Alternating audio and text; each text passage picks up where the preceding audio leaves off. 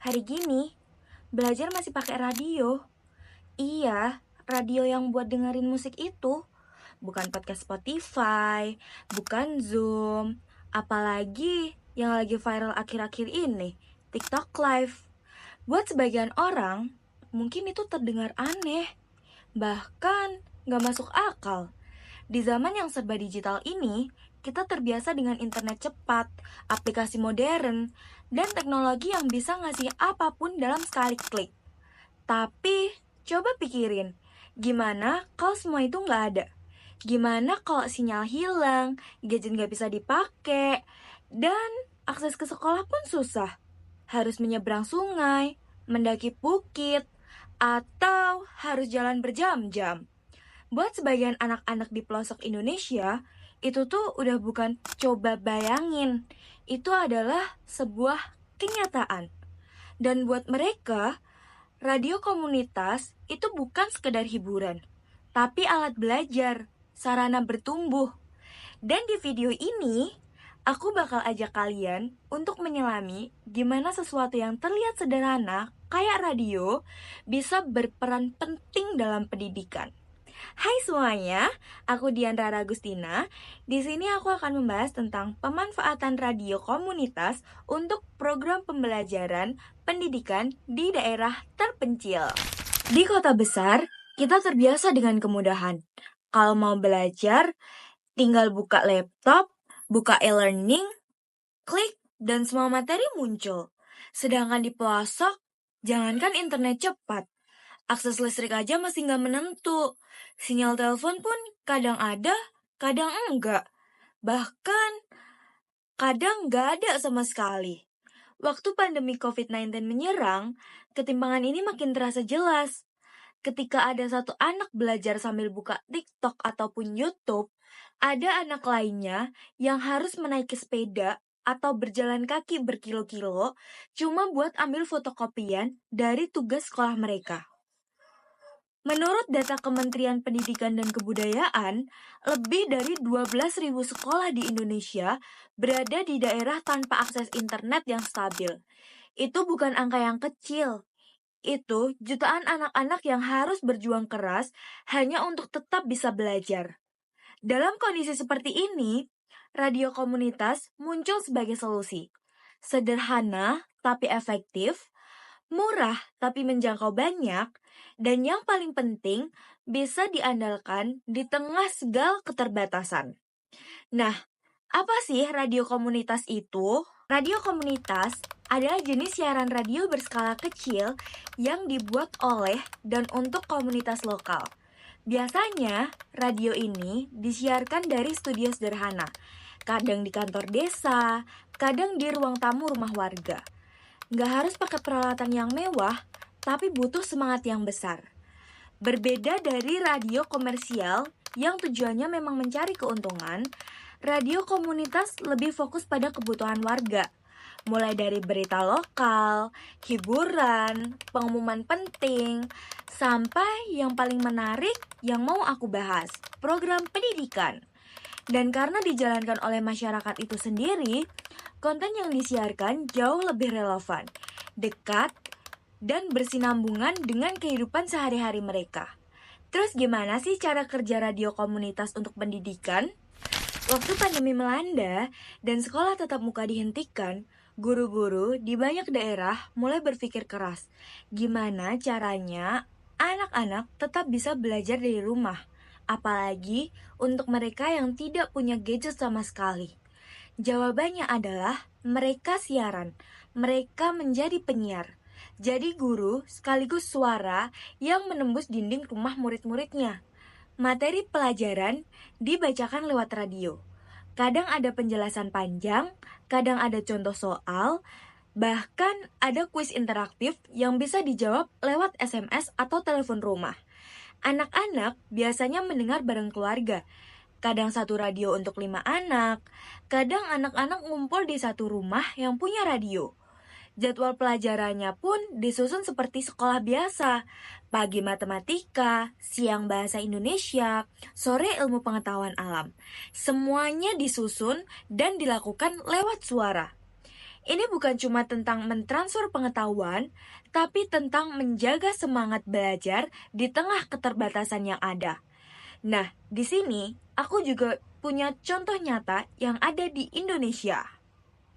Contoh nyata yang ada di Indonesia yang nomor 1 ada di NTT, Kota Kupang.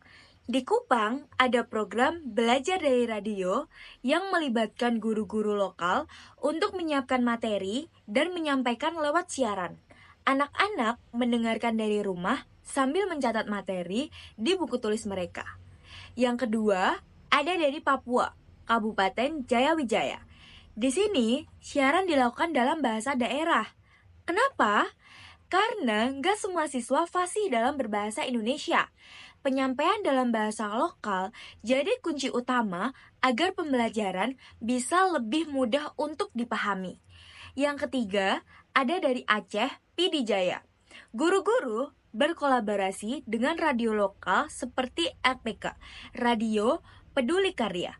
Mereka nyarin pelajaran mulai dari agama, matematika, sampai kesenian dan budaya lokal. Semua dikemas menarik dan disesuaikan dengan kearifan lokal. Semua ini membuktikan bahwa ketika ada niat dan kolaborasi, pendidikan bisa sampai kemanapun, bahkan hanya lewat gelombang suara. Semua yang dibutuhkan adalah semangat. Nah, lalu peran komunitas dalam mendukung radio pendidikan. Radio komunitas itu gak bisa jalan sendiri. Tentu, dia gak akan bisa jalan sendiri. Di balik siaran pendidikan yang kita dengar, ada banyak peran kecil tapi penting dari orang-orang sekitar. Mulai dari guru yang nyiapin materi tiap minggu, sampai relawan yang bantu teknis di studio. Bahkan kepala desa dan tokoh masyarakat pun sering ikut mendukung, entah dengan menyumbang alat, bantu promosiin ke warga, atau sekedar nyediain ruang siaran. Kadang juga ada kelompok ibu-ibu yang bikin sesi belajar bareng anak-anak tetangga yang gak punya radio sendiri. Jadi, satu rumah, 5 anak, satu radio, dan semangat yang sama tentunya. Ini yang bikin radio komunitas berbeda, karena bukan cuma tentang pendidikan dari satu arah, tapi tentang gotong royong, tentang warga yang percaya bahwa masa depan bisa dibentuk lewat gelombang suara. Nah, radio komunitas pasti memiliki kelebihan. Kelebihannya antara lain, yang pertama, radio itu murah, nggak perlu kuota, nggak butuh sinyal internet, dan satu radio bisa digunakan oleh seluruh keluarga, bahkan lebih. 2. Radio juga fleksibel. Waktu siaran bisa disesuaikan, dan kontennya bisa dibikin sesuai dengan budaya, bahasa, dan kebiasaan masyarakat lokal. Yang paling menarik, yang ketiga, radio menghadirkan suasana kebersamaan. Anak-anak merasa mereka nggak sendirian. Mereka belajar bersama, walau tak saling melihat. Dan yang paling penting, nomor 4 adalah radio memicu imajinasi. Karena semua disampaikan lewat suara, murid belajar membayangkan, menafsirkan, dan berpikir lebih dalam lagi. Nah, kalau ada kelebihannya, pasti ada kekurangannya. Ini adalah kekurangan radio. Yang pertama, radio itu komunikasi satu arah. Murid gak bisa langsung bertanya kalau ada yang gak dimengerti. Ini bisa bikin proses belajar terasa kurang interaktif. Yang kedua, gak semua rumah punya radio. Apalagi yang bisa menangkap gelombang lokal dengan jelas. Yang ketiga, tidak semua orang tua mampu mendampingi anak belajar di rumah. Banyak yang harus bekerja atau tidak mengerti pelajarannya. Dan karena kontennya audio, anak-anak yang lebih kecil kadang kesulitan memahami tanpa visual atau bantuan langsung. Inilah kenapa perlu ada dukungan menyeluruh. Pemerintah, sekolah, komunitas, semua harus terlibat agar sistem ini bisa maksimal. Nah, solusi dan masa depan. Supaya lebih efektif, radio bisa dikombinasikan dengan media lain. Misalnya dengan modul cetak yang dibagikan mingguan atau kunjungan rutin dari guru untuk memberi arahan.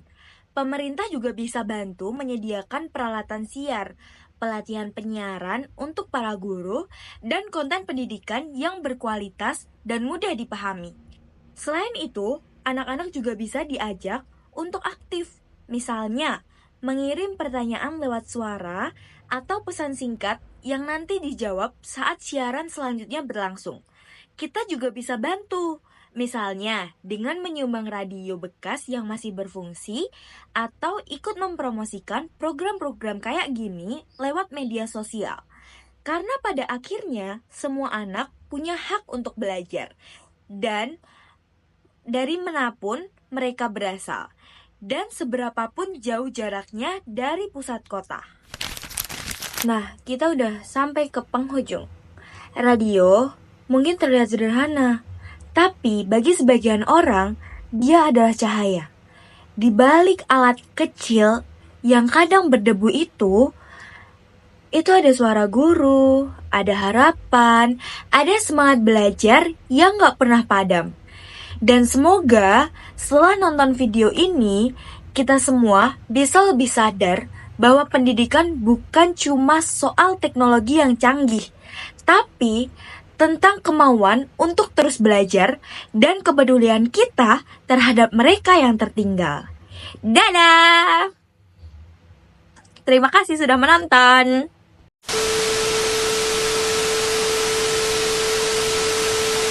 Ketika internet masih jadi kendala, mungkin bisa dilakukan dengan apa yang dilakukan oleh guru sekolah dasar di Kabupaten Pekalongan, Jawa Tengah. Jadi guru-guru ini punya cara unik dalam rangka mengajar jarak jauh dengan murid. Mereka memanfaatkan radio komunitas untuk kegiatan belajar mengajar karena tidak semua murid memiliki ponsel pintar yang sesuai untuk pembelajaran secara daring atau online.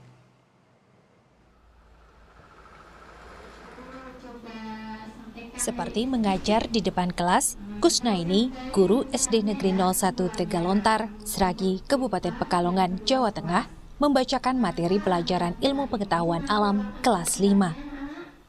Di depan mic radio komunitas yang ada di sekitar sekolah dasar itu, dengan cekatan, guru kelas memberikan materi hingga soal-soal ulangan untuk para muridnya. Pembelajaran dengan radio itu dilakukan setiap hari, yaitu masing-masing guru harus bersiaran 30 menit, dari pukul 10 pagi hingga menjelang sore. Ya.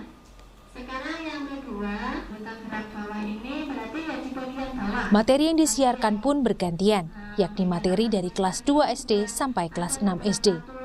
Tidak hanya siaran langsung, ketika para guru menerangkan materi, seorang operator akan merekamnya. Nantinya, rekaman guru yang mengajar pada hari itu akan disiarkan kembali pada sore hari untuk mengantisipasi murid yang tidak ikut belajar. Kendalanya apa, Bu, dengan radio? Kendalanya banyak sebenarnya, Mas. Apa itu? Selain anak-anak yang di rumah itu tidak memiliki radio, karena walaupun sih bisa memakai HP, cuman kadang anak-anak yang di rumah itu kalau tidak mendapat bantuan dari orang tua kan tidak bisa mencari gelombang frekuensinya, susah. Terus ada juga anak-anakku yang tidak memiliki radio, tapi setelah beberapa minggu ini kita sudah susun sedemikian rupa, kita sudah memberikan seperti semacam surat pemberitahuan kepada orang tua bahwa SD kita itu akan ada pembelajaran yaitu lewat radio. Ide mengajar dengan radio muncul pertama kali karena banyak murid yang tidak memiliki ponsel pintar dan tak memiliki kuota internet untuk mengikuti pelajaran secara daring atau online. Hingga kini, proses belajar mengajar menggunakan radio komunitas sudah berjalan selama 3 pekan dan tidak dipungut biaya. Itu sebetulnya kan setelah pandemi ini berjalan dengan pembelajaran daring, itu sejumlah siswa kami 289 siswa itu yang respon terhadap pembelajaran itu hanya 144. Yang 145 ini sama sekali tidak bisa menyentuh pembelajaran daring tersebut. Karena satu, mereka punya HP tapi bukan Android. Yang kedua punya HP Android, aplikasinya tidak punya. punya HP Android, ketika kuotanya nggak mampu. Nah ini kami 145 anak ini bagaimana? Akhirnya kami berdiskusi dengan dari PPKM ini Mas Narto, itu mendapat respon, gimana Pak Yoso kalau kita bareng-bareng kerjasama dengan lewat radio. Nah, saya tertarik seperti itu karena menurut kami ya memang di sini ada radio seperti ini yang ditangkap oleh masyarakat sekitar, juga rata-rata dari anak-anak itu meskipun sejadul apapun radio itu punya. Meski pembelajaran dengan media radio, para siswa tetap menggunakan seragam sekolah ketika mendengarkan guru mengajar. Mereka yang tidak mempunyai radio biasanya ke rumah siswa lain untuk mendengarkan secara bersama-sama. Ari Himawan, Kompas TV, Pekalongan, Jawa Tengah. Bu Uci mengucapkan terima kasih atas